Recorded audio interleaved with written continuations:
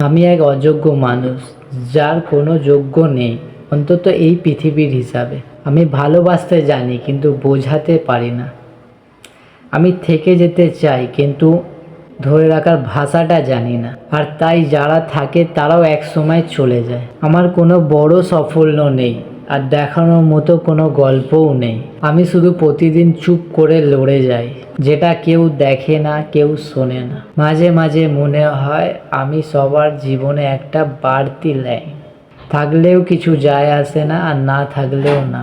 তবুও এই অযোগ্য মানুষটার ভেতরে একটা ছোট্ট মন আছে, যে এখনো মনে করে, এখনো অপেক্ষা করে।